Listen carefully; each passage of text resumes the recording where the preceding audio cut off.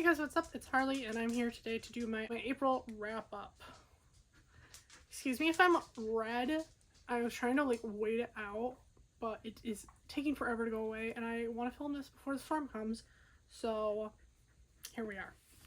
So I have two books to talk about right now. The first book that I finished was 10 Things I Hate About the Duke by Loretta Chase. This is a historical romance and I believe this is the second book in a series, but I haven't read any of the others. You can read this on its own. This is a play on the movie 10 Things I Hate About You, and we have our main character Cassandra, and she is very headstrong, speaks her mind. She's has opinions on things like politics and stuff, and back in that time, this is more the be seen not heard, and she's just very loud about her opinions. And she kind of embarrasses the family a little bit, and her father institutes this rule that her sister can't join the marriage market until Cassandra finds a husband. And she's not in any hurry to find a husband, but because it's for her sister, she's a little more open to it than normal. And in walks our love interest, Lord Ashmont, and they actually knew each other when they were younger, and she was completely in love with him, but I think he went away to school and then he came back and kind of didn't remember her, and she feels slighted by that, so she gives him very much lots of attitude. When they meet again, she is standing over him and scolding him, and he's immediately I love you. Literally, he asks her to marry him 50,000 times in this book. He's just marry me. He was actually really funny. I really liked him. There's a whole thing where she gives him points. She gave him 1 point towards her liking him, and she was you need 5,999 more points to be a decent human being. And this man was challenge accepted. I'm gonna get so many points. Let's go. He was so funny about these points. At one point, he thought she was giving them to somebody else, and he's just wait, how many points did she give you? And the guy's what? But he was hilarious, and I actually really liked him. I did listen and read along with this. I went back and forth. I don't think the audiobook was quite for me, and I think it dampened my reading experience a little bit. Ashmont being so funny definitely lifted the rating for me. I thought he was hilarious, and I actually would like to reread this physically sometime. I gave this book 3.75 stars. As April is the month of the Aurelium Readathon, I am doing that, and this is for one of my classes. So this was for my demonology class, and it was to Common Demonic Dwellings. And it was to read a book with a house on the cover. As you can see, there is a estate right there. So I read that for that prompt. The next book I have to talk about is It Happened on a Sunday by Tracy Wolff. This is a contemporary romance between a pop star and a football player. Very much inspired by Taylor Swift and Travis Kelce, in my opinion. Like I said, you had the pop star, the football player. She was a little reluctant to love. There's a whole scene at the end where in real life everyone was watching Taylor to see if she could make it to the game. We were watching the football player to see if he could make it to the game, but it definitely had moments where I felt it was inspired by them. So our main character, Sloane, is a pop star. She is known as the Black Widow because she had the unfortune of the last two people she dated dying. So people say that she's Black Widow, and anyone she dates will die, and they kind of blamed her. I don't remember if they blamed her for both the deaths, but one of them for sure. It was completely not her fault. She's kind of taken this persona and made it her personality to kind of deal with the way people talk about her. She kind of embraced it. She meets our love interest, Mateo, or Sly, they like to call him. It's a nickname because his last name's Sylvester, and he's quick on the field and just slips by you. I did not like how they called him Sly the whole book. That was one of my pet peeves. She meets him at a concert of hers because he took his grandmother, and his grandmother is like a huge fan, literally has like an Instagram account for her and everything, and they get to meet her backstage. That is how they meet, and after that, Sloane asks her like manager or something to see if she can get his number, and he ends up agreeing, but then she takes forever to text him, and she ended up not even texting him. Her friend like stole her phone and texted, pretending to be her, thanking him for like the gifts he gave. But that's kind of how they ended up talking, was her friend and his friend literally at the game put up on the Jumbotron a picture of Mateo with the words, "Sloane, will you go out with me?" So he like put her on blast, and she reluctantly agrees to one date, and then she finds out that it was his friend that did everything, so she like cuts him a little slack. Then they go on this date and end up spending the entire day together. She's trying to fight her feelings for him, but it's really hard because he is really nice and like sees her as a person and doesn't see her Black Widow persona. And I thought they were really cute together. I actually really liked them. Like I said, Sloane does have like trauma, and Mateo also like dealt with some trauma through his sister, and so they were kind of able to like see each other's viewpoints on that, and he helped her get over it a little bit and be able to like open up to people. And there's also a little mystery of somebody's like kind of stalking Sloane and sending her like creepy, I don't know, I don't want to say gifts, but like creepy messages and like mutilated dolls and stuff. It's like really weird, and we do find out who did that at the end, and I was actually shocked by it. I didn't think it was this person until something specific was mentioned, and then I was like, I remember something from earlier in the book, and I do wish we got more on that. I want to know why. I gave it a 4.25. I really liked it, and I would definitely like to read more of her contemporaries if she has any. I don't know if this was like her first one, but I'm intrigued to read more. I'm back with some updates, and the funniest part about this is that I'm in the same shirt as the last clip, and it's a completely different day. It's a completely different week. I've been really bad about updating you guys. So that was like at the beginning of the week, and I like just watched to see what my last clip was, what book I was talking about, and I was like, I'm wearing that shirt again. So we're just gonna roll with it. I have 4 books to talk about. That's how behind I am. But let's just get right into it. The first book I have to talk about is for animal studies, and that was to read a book with wolves on the cover or in the title somewhere. I ended up reading Mate by Allie Hazelwood. I read Bride, I believe it was in March. I read it recently, I know that, but I'm pretty sure it was in March. And I wanted to dive into the next one, so I was like, hopefully I can read it for Aurelium, and this prompt came up and it was perfect. And like I said, it's a sequel to Bride, so it's like a paranormal romance, and this one deals more with the wolf pack. The first one had like wolves and vampires, and this one is about the vampire from the first one, her best friend slash sister, who is a half werewolf hybrid. Our main character, Serena, decides to go and stay with the werewolves, kind of for protection and kind of like to drag attention away from the only other hybrid that they know, which is Lo from the first book's little sister. She is also a half human, half werewolf, and they don't know about her. They only know about Serena, but they know that there's possibly another hybrid out there. So she kind of wants to take the heat off of her and leave them just to wherever she is. So she goes off with Cohen. He is the alpha of a wolf pack, a different wolf pack than Lo. She goes off with him, and lo and behold, he is also her mate.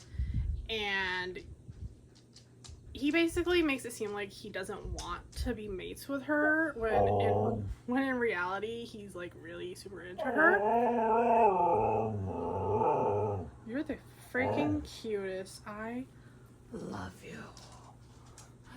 But yeah, so she goes off with him, and I really liked anything that wasn't like Omegaverse related.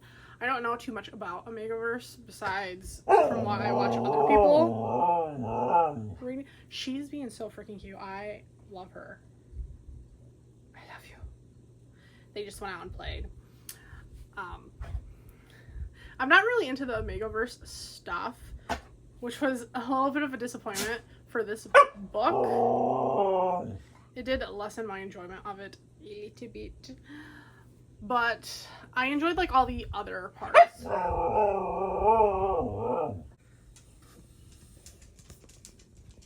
Do you have something you want to say?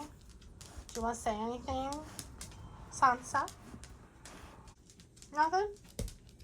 You were being so cute. What happened? Of course, now that I don't have the camera like pointed at me, she doesn't care and she won't do anything, which is a complete bullshit. It's complete bullshit. Like, I can't believe that she won't talk just because I'm talking to thin air. No. Not a single damn thing. See? When the camera is pointed at her, you get nothing. I don't even know where I left off. But anyways, basically, Serena and Cohen are mates. He's making it seem like he isn't into her. He really is, and he's just trying to hide it.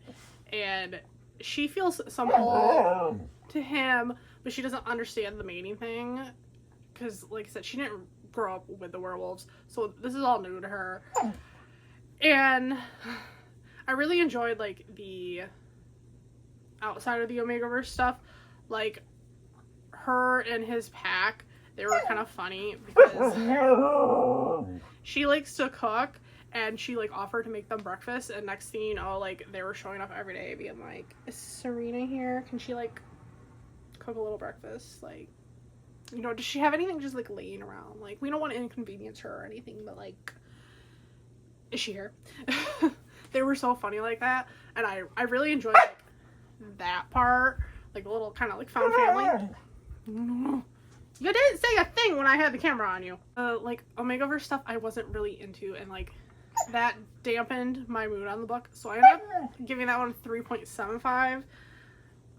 If it didn't have all that stuff in it, I think I would have liked it better.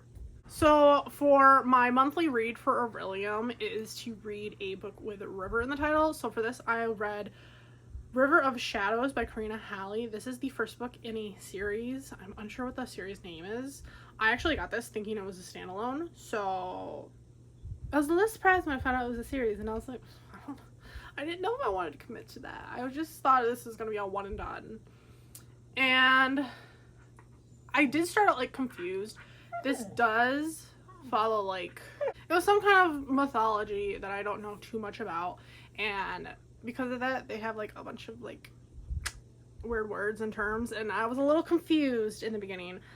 But basically, our main character, whose name I've completely forgotten, our main character learns that her father has died, so she goes back to, like, pay her respects and attend the funeral. And when she's there, she gets, like, attacked by these other people that she thought were, like, friends. And it turns out that her father is, like, a shaman, and he isn't actually dead. He's, like, in the land of the dead. And his apprentice needs her help, like, getting to him. So they enter into the world of the dead and have to fight people off. And she has, like, some kind of weird power because she was able to fight off Death's daughter and steal her sword and use it, which the guy thought was really odd because I think he said that he tried to take her sword before and it's like super heavy and he can't like hold it. This apprentice guy, he's kind of shady. I don't trust him, okay?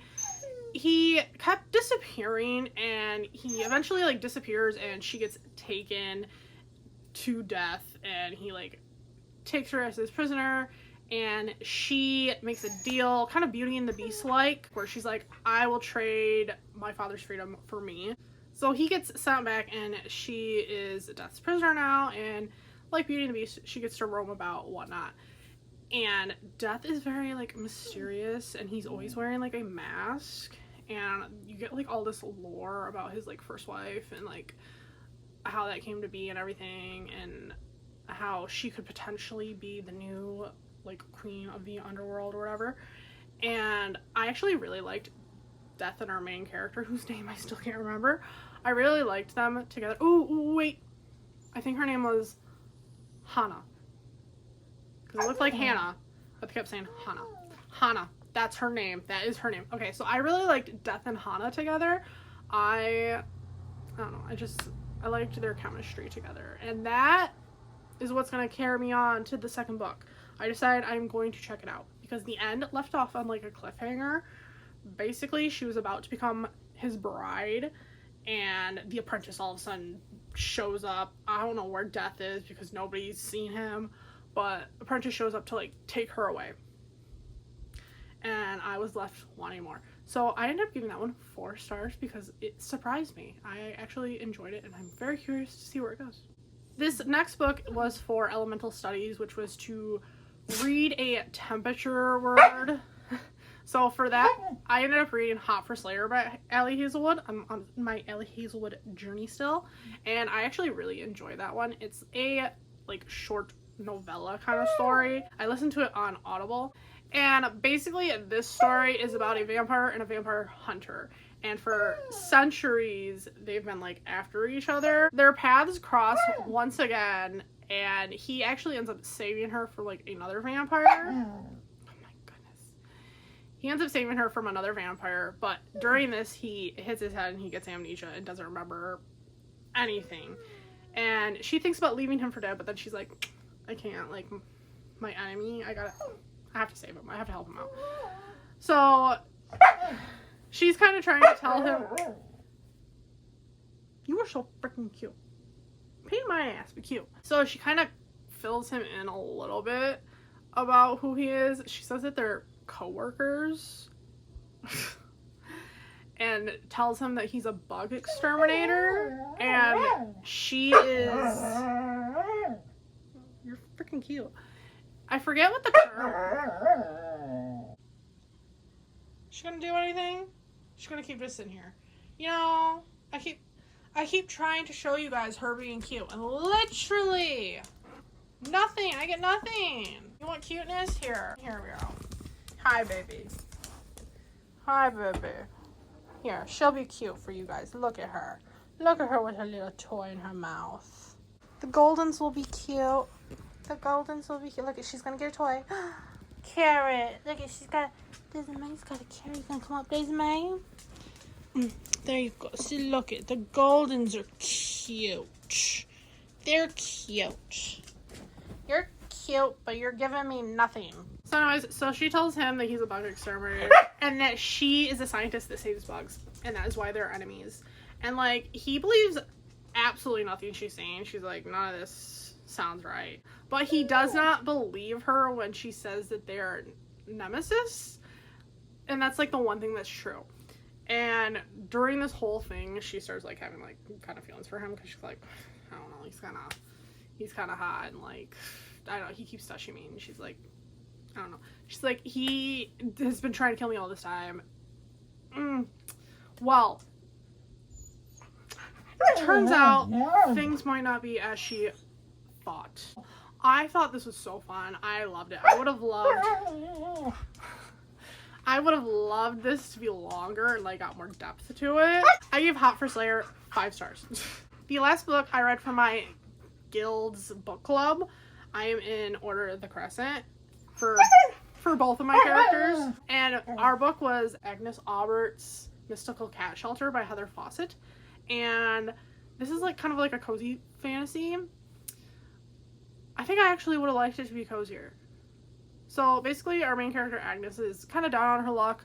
There was a magician's war that like ruined her shop wall, so she needs to move somewhere else, and she's having trouble finding a new location because nobody wants to take in a cat shelter. And she ends up like magically finding a place, and it seems too good to be true, but she's desperate. So she takes it. Turns out a magician is renting this place out, and he is using her cat shop as a front for his magical business in the basement. Not only that, he is like kind of like the most wanted like magician in the land or whatever. He's known as like the dark magician, and I mean honestly I don't know why'd he get that title just because he like made a spell or something to like start the apocalypse or whatever?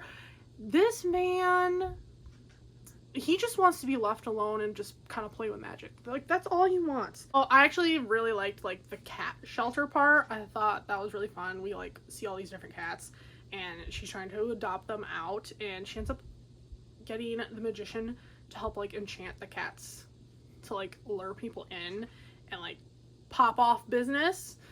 So that was really fun. Where it kind of lost me was there was like some magician war kind of going on between our magician Havelock and his sister. His sister actually really seems like the villain to me. I mean, like, she is jealous of his magical potential and she's trying to like steal spells from him. So really she's giving villain energy and he's not. Like I said, he just wants to do magic and like hang out by himself. But they are having like a little bickering war going on, and I wasn't like too interested in that. I was more interested in this cat shelter. There's also like an underlying layer of kind of grief to this book because Agnes lost her husband a couple years ago and she's still kind of dealing with that, and then she's also dealing with having some feelings pop up for somebody else.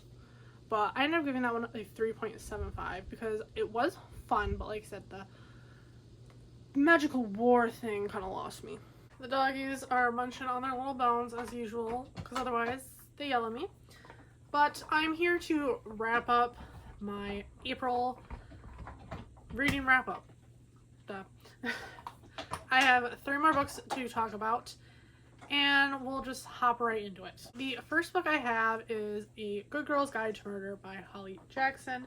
This is like a murder mystery thriller-esque kind of book.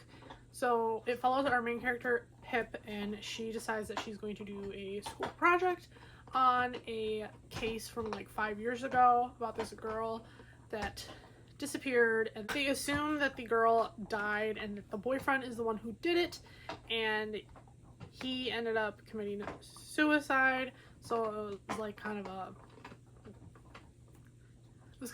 sealed deal. They were just like, yes, he was guilty, that's why he did it. Pip doesn't believe that he is the one who resulted in this murder, so she starts digging into it, and with the help of his brother starts to like uncover things and realize that people's stories aren't adding up, and by the end she ends up solving it. I thought this was really fun. I did listen to the audiobook and it was so good. It had like a full cast, it had like interviews and things. I love it when audiobooks do that, when they have like multimedia kind of format in the audiobook. It's so great. But I really enjoyed the mystery in this, and I'm curious to see what happens in the other 2 books. I'm definitely gonna have to check them out because like I said, I loved the audiobook for this one. I gave this one 5 stars. It was so good. I almost lowered it a little because the end wasn't dramatic enough for me, but then it had like another punch to it that made up for the first little part that I was like, But this was really solid. I really liked this one.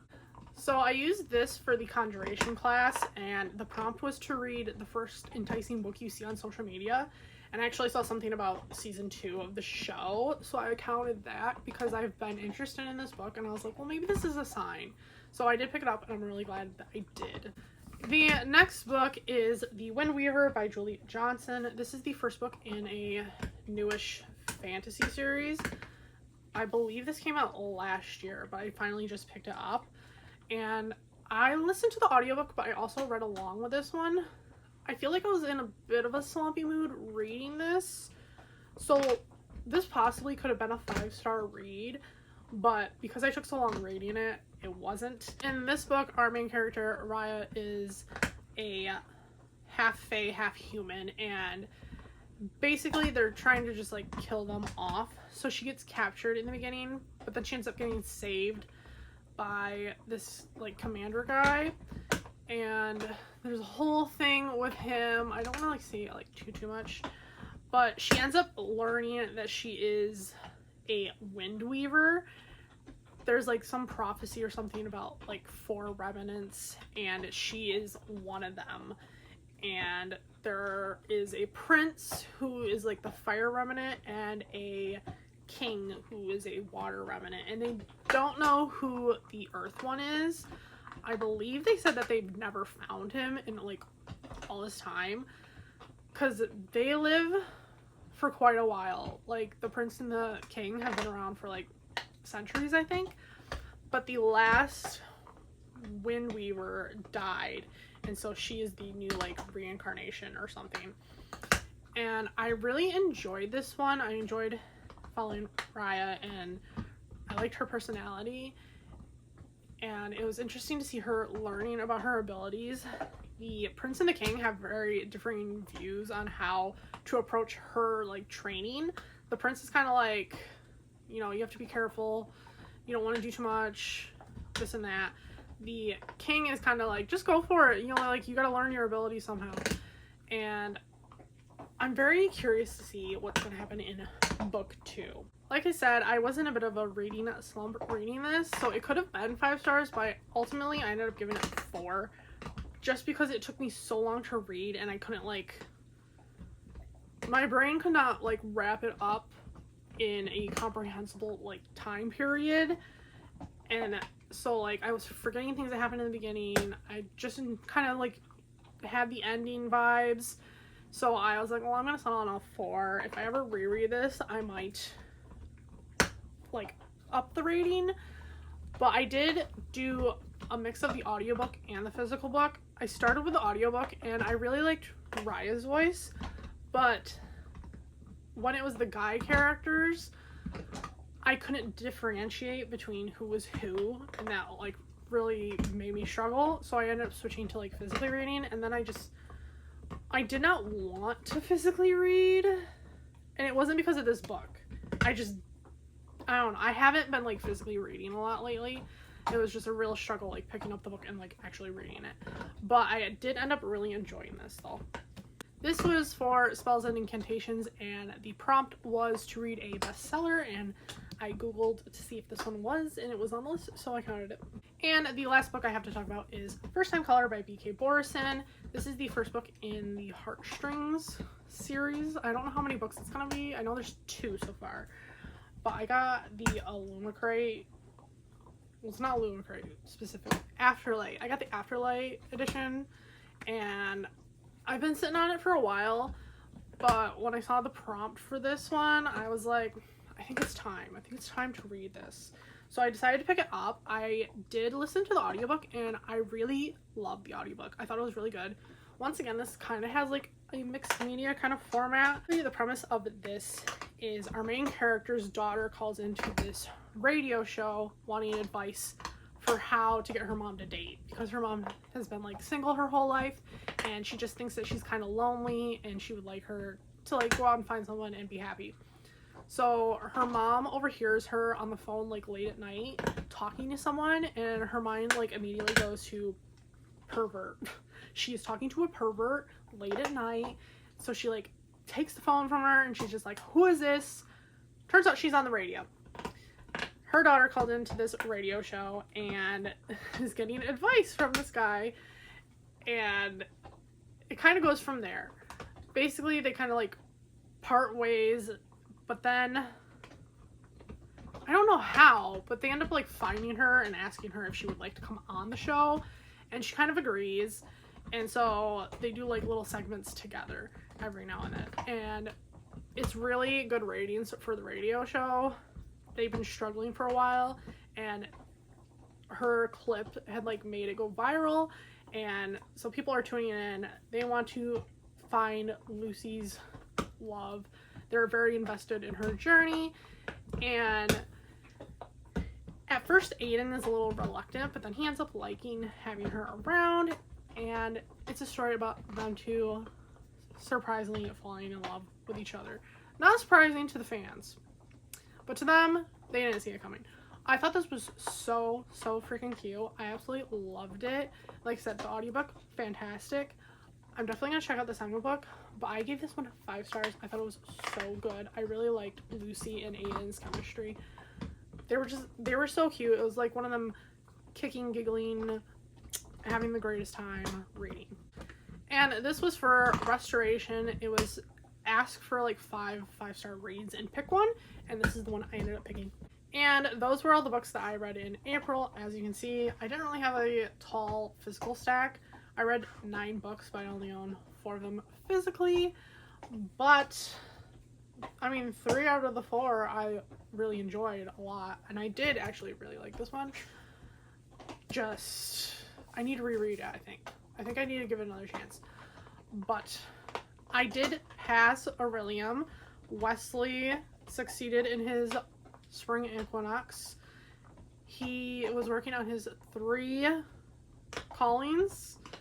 I forget what they are. He was like Objurer, Spell Sword, Spell Balance. I don't know. Wesley completed all his classes. That's all I know. That's all I care. He did a good job. I actually had a couple days where I just didn't have to read anything at the end. I did fail on my buddy read book, but that's okay. But I read some really good books this month. I read a couple 5 stars. Like, I think I'm doing so well with like 5 stars this year. It's amazing. But that is all I have for this video, and I'll see you guys in the next one. Bye.